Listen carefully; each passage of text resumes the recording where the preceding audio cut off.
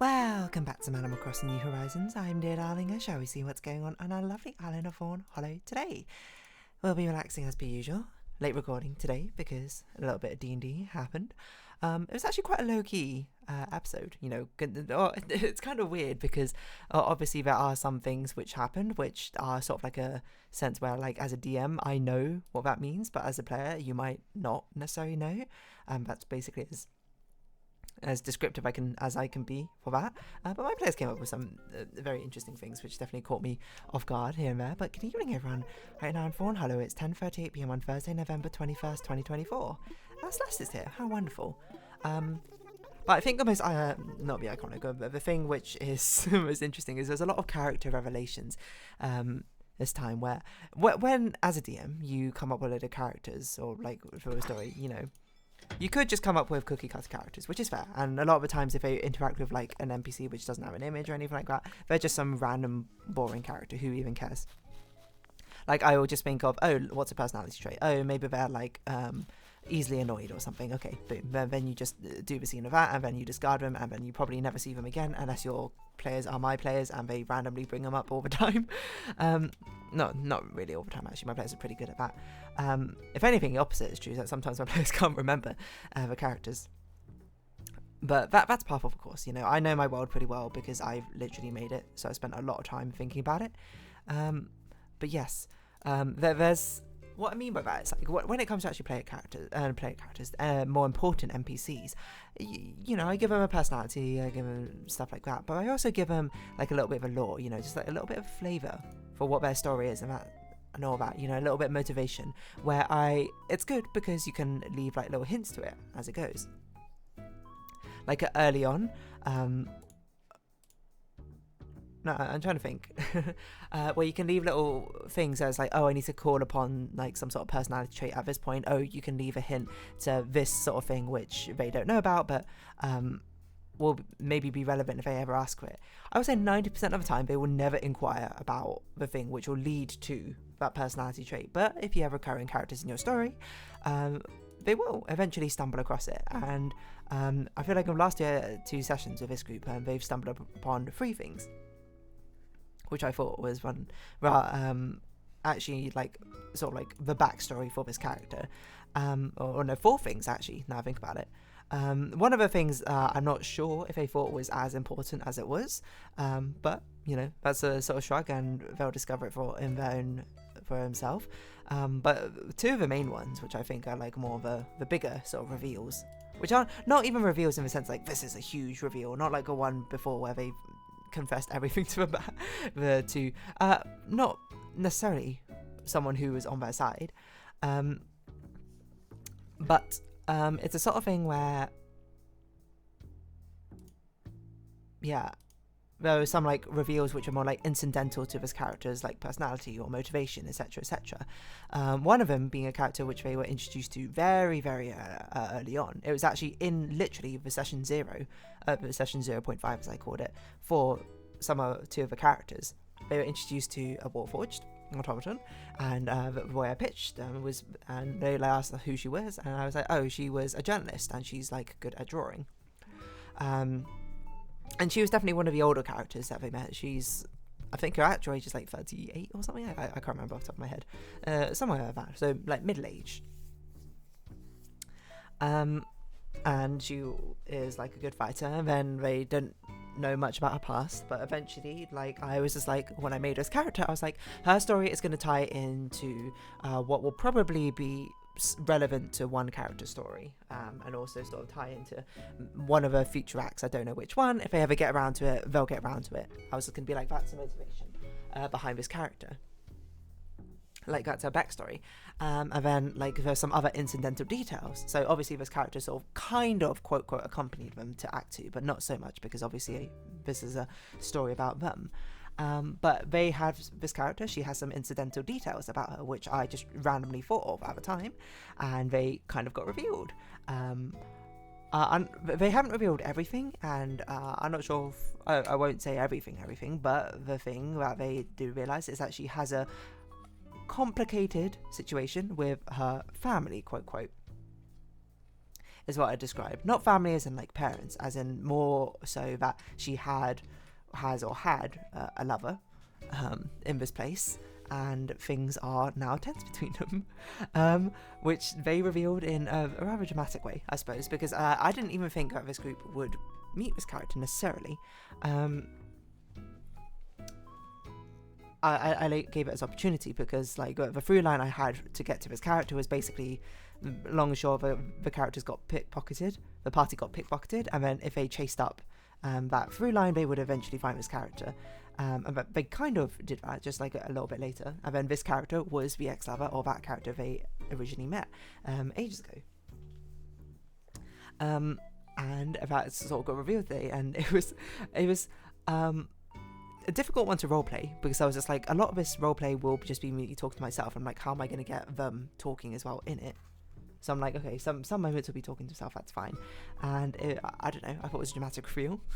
Not dramatic reveal, but it was more like a cathartic reveal from my end, where I was like, oh, finally, you know, the payoff of this, the one random thing where one player shipped this character with another character back in the original town, and I just played it off from their characters being just like, you have no idea, man, like, no, we're not interested in each other. And then the character that she was, who, you know, had a relationship, was just gave a very sort of like coy answer. I can't remember exactly what I said, but it was something about, you know, being experienced with love, maybe. And I was just like, well, that's just going to be something that they won't remember. It doesn't matter to them, but it matters to me when I get to that final cathartic payoff of being like, yes, this character's here. And of course, the characters they met because they were both journalists. And then that one my players caught onto. Like, one of them was just like, oh yeah, because I forgot about when she, well, no, I forgot. It was like, it makes sense how they know each other.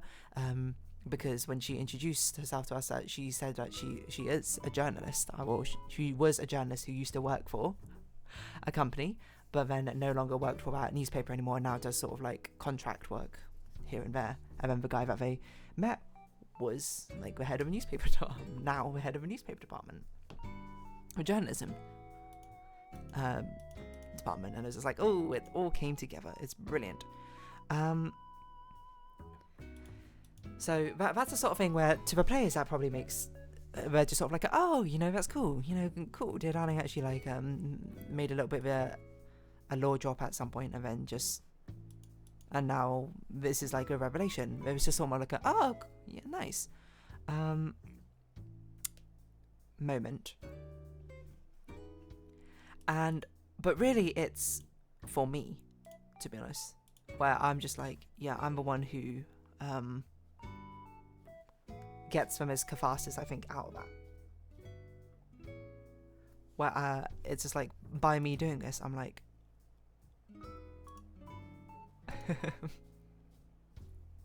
I get to get the feeling of being like, yes, this the story arc, which I've sort of been planning on, like, dropping hints, like, here and there, and being like, hee behind closed doors. Obviously, there's only so much you can say, and really, obviously, you know, the players can only know so much, right, in the first place. Not in the sense that they can only, like, understand so much, but, like, I'm only revealing so much information to them. It's really cool to finally get that payoff of, like, yes, this is what, like, some story things I was hinting whenever you learn more about this character. Obviously, I don't think the players care that, well, they care kind of about a character, but they care more about their characters, right, in their lore. So, but these are my characters, which I care about, right? So I want to be able to have that revelation as well. It's cathartic, isn't it? Like, all the players are probably going to have that moment of catharsis where they release and understand. They get to say stuff which is more of a secret about their character, and sort of get to reveal it, and it gets to evolve a whole new aspect to who they are. It's great fun in that way. So yeah, that's why I was just saying there's like a lot of catharsis in being able to finally reveal that little bit about character. There's another character they got, like, I didn't think they were going to get anything from it, but then my character made like a very smart decision. Their character made a very like smart decision. I was like, oh, okay, that's going to reveal something, and that was pretty cool. What was the other revelation? Oh, there's another revelation, which basically a character which one of weirdly kept turning up like at all the places that they went to. Like he was like one of the first ones they met when they're like outside the Adventurers Guild, and then they go to like the back streets and he's there as well. They go to this like arena, he's also there as well. And it just felt like at the moment, at the time, you know, like one of the players even joked, it's like, oh yep, it's all the people we know, there's that guy again. And in my head it was like, you don't even know of his character. This is the one incidental detail I gave about them to flesh out their story a little bit, but this character is kind of like a hive mind. There's multiple iterations and copies of this character who all share like the same senses and mind. So he's everywhere basically, because he is literally everywhere. And I don't know, but the way it was played out in the story was very, very funny, I think. Because it happened where basically the players split up, and that character was, the locations they went to had that character in both their locations. And then when they like reconvened and told the story, one of the characters was like, wait a minute, you saw this character as well? We literally just saw them outside. Let's go talk to him. And then the other two characters, I think they were just making it up. They weren't entirely sure, but they were just like, oh yeah, you don't know, there's multiple of this character everywhere. And I don't know, I found it hilarious because I was just like, you are absolutely right. I don't know if you figured that out or if you theorized that or whatever, but you are 100% right. There is just multiple versions of his character. So they went up to him and they asked him that, and he was like, hey, you know, the character's name is Stooge. Hey Stooge, are there multiple versions of you? And he just went, yep. That felt like a great cathartic moment for me. Whereas it's like, oh yeah, there's like that little secret about that character which you now know about. So all of these like main, and I guess like if you're one of my players and you're still watching, all of these main characters have these like little incidental details which you can discover about them, which some of them have been hinted to, some of them have not been really, but it's such a, I don't know, it's such a fun payout, I suppose, to have it finally happen. In that sense, that's like the DM's completion of our own character arc, isn't it?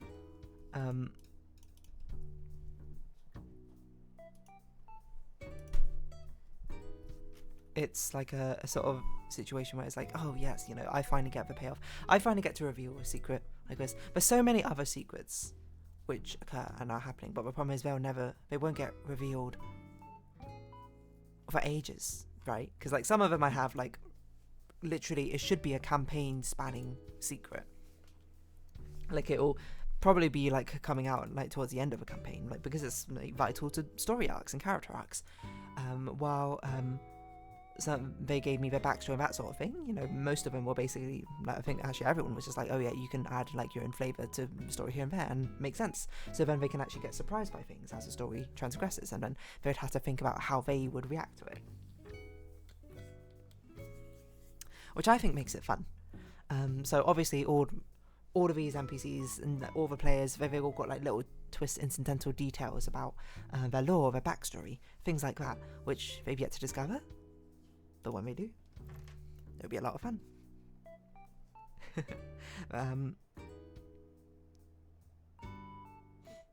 Yeah, that's basically kind of the long and short of it. Where I was just like, yes, it's nice to have that sort of catharsis. If anything, it's nice to have that sort of thing where it's like, oh, these small little details you came up with one time about his character actually being relevant because the players asked about it, and it was like, oh yes, this is actually relevant.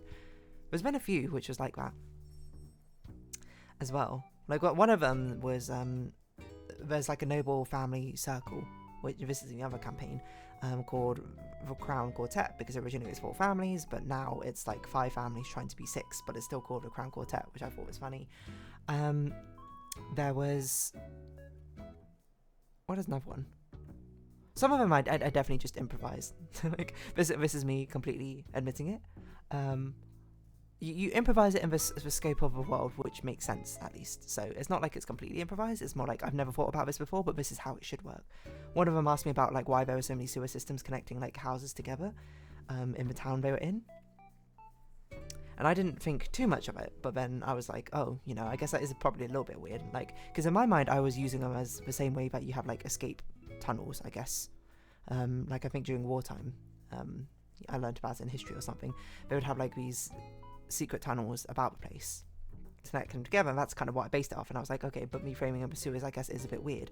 And then I improvised like some lore about it, was basically like it used to be like a safe way to traverse basically in the town, because being above ground could be quite dangerous because monsters, etc, etc. But now they've repurposed it into the sewers because now people are stronger, they have better defenses set up. Yeah, it's, I don't know. So when little details like that come out, I guess it must be like a writer being like, oh, someone finally like understood the foreshadowing and the hinting I put towards the story in there. This was kind of like the same vibe, I assume. Again, me not being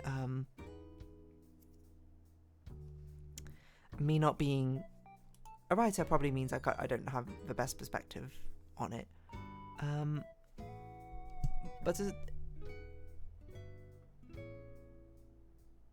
I don't know what else to say about it except for like it's a fun thing, incidental thing which happened, and being able to actually get a payout from it. Like, it's one thing for getting the payoff of like the revelation, but it is a bit of a weird thing about DMing, especially DMing online, is the fact that obviously your players are not going to talk that much or react to what you're doing because they want to be polite, they want to like not talk over you and that sort of thing.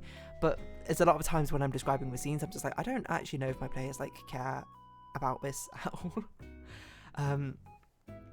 It's hard to get much of a reaction because obviously it's sort of like performing. You want to like kind of do crowd work and you want to kind of figure out how the crowd's vibing with it, and you can change it up and things like that. But online it's a bit harder to do so. It's a bit harder to get the exact sort of thing across, but you just got to sort of power through and just be like, all right, I'm just going to keep describing because this is the story I wanted to tell. So it's one thing to be able to reveal, I suppose, that cathartic moment in the actual DMing and be like, oh yeah, this is a plot point, and then they might comment on it. But it's another thing for the player to naturally come up with that idea and then also, you know, discuss it or like reveal it as well, which happened this session. And I was just like, yes. So good. Well, it felt great to me because I was just like, yes. It was random details I put in all adding up to one thing actually made it, well, not made a difference, but actually made sense in the end.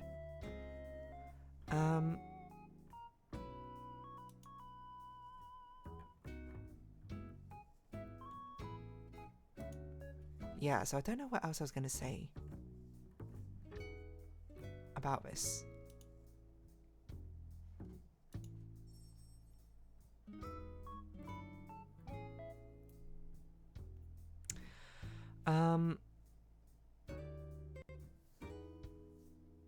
Yeah, I forgot what else I was going to say about this, but like, I don't know, cathartic sort of like writing moments where things can come together. This is like just a taste, I suppose, of what it will be like, because these are like small minor things. Like, is it that crazy or real this NPC had like, used to have like a relationship with someone and who they also have just met recently? No, probably not that crazy, but it's just a taste of what's to come, of what the grand reveals are going to be like. I hope at least the grand reveals are cathartic and, you know, my players enjoy it. Not to get all sort of like worrisome and anxiety ridden here, because, you know, at the end of the day it's going to happen, whatever is going to happen. I do hope my players enjoy it though, because I want it to be a nice cathartic moment for all of us. As they say with D&D, it's a group storytelling method, so yeah, I don't know. Anyway, small incidental details, little details revealed, maybe something like that. And on that note, I'm going to round this episode off here. So if you have been watching, thank you very much. It's been Animal Crossing New Horizons, and I've been Dear Darling. Likes, comments, subscription, shares, greatly appreciated. Socials, Discord down below. Hope to see each other again, but for now, it's our farewell. So until next time, bye-bye for now.